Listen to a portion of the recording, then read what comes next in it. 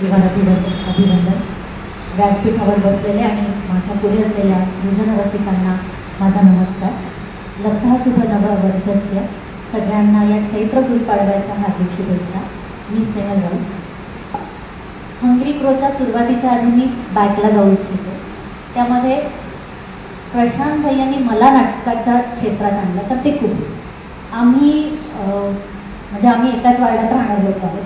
त्यामुळे गणपती आणि देवीत होणाऱ्या सगळ्या कार्यक्रमात प्रशांत भैया नाटकं बसवायचे, महिलांना घेऊन नाटकं बसवायचे.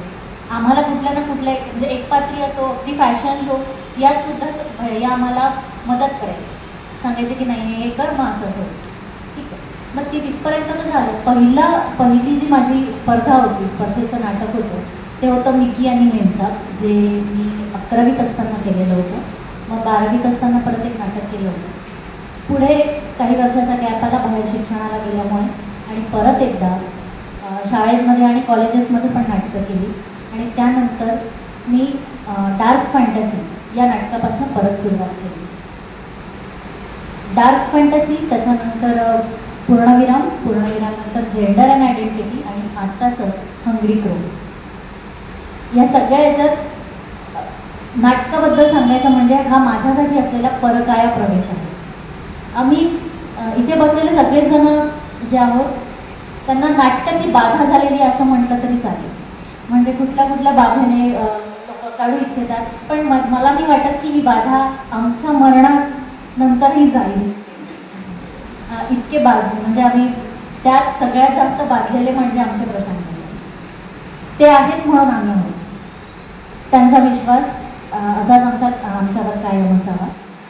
त्यानंतर हंगरी क्रोमध्ये जेव्हा भैयाने सांगितल्याप्रमाणे आधी बऱ्याचशा स्क्रिप्ट्स आमच्याकडे आल्या होत्या, त्या आम्ही वाचल्या पण प्रश्न असा होता की मागच्या वर्षी जे जेंडर अँड आयडेंटिटी केलं होतं ते इतकं ताकदीचं नाटक होतं.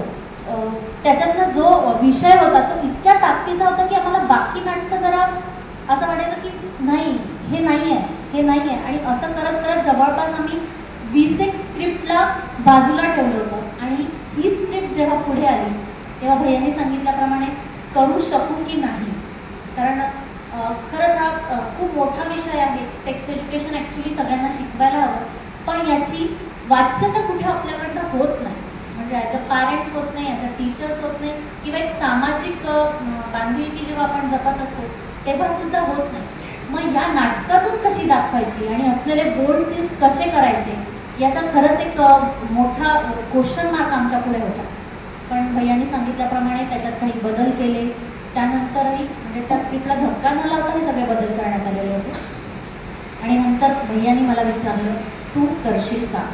मी त्यांना एकच सांगितलं, भैया तुमचा विश्वास असेल आणि तुम्हाला वाटत असेल की मी करू शकते तर मी नक्की करेन.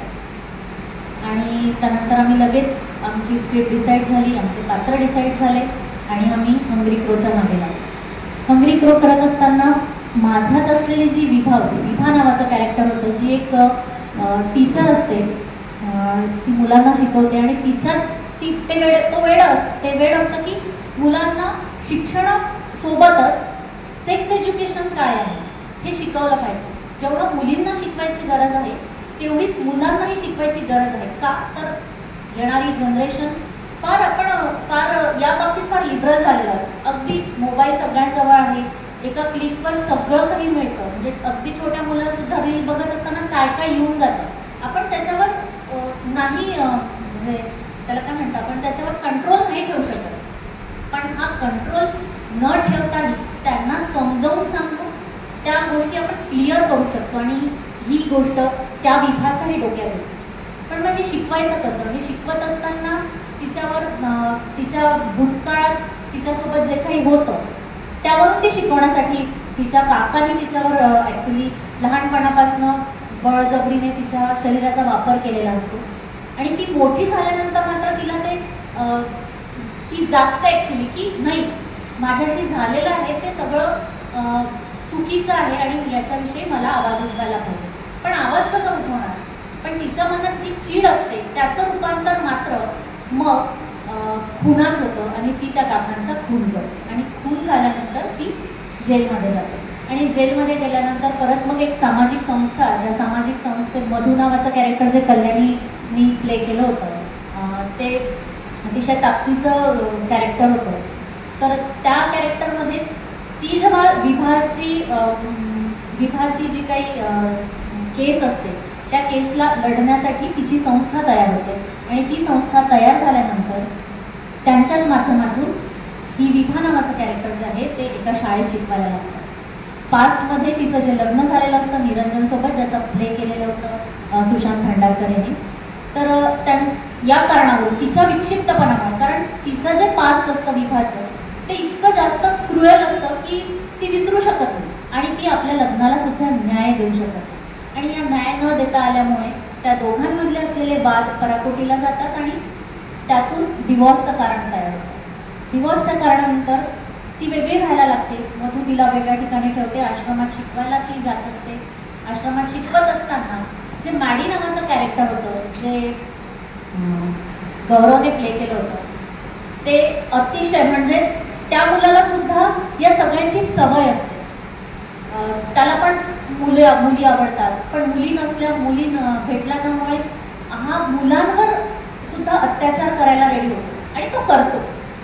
पण हे जेव्हा विभाच्या लक्षात येतं तेव्हा ती त्याला कुठल्याही प्रकारची शिक्षा न करता त्याला समजून सांगून त्याला ती त्यातनं बाहेर काढते, कारण ती त्याची इच्छा असते, त्या माळीची इच्छा असते आणि तो त्यातनं बाहेर कसा पडतो.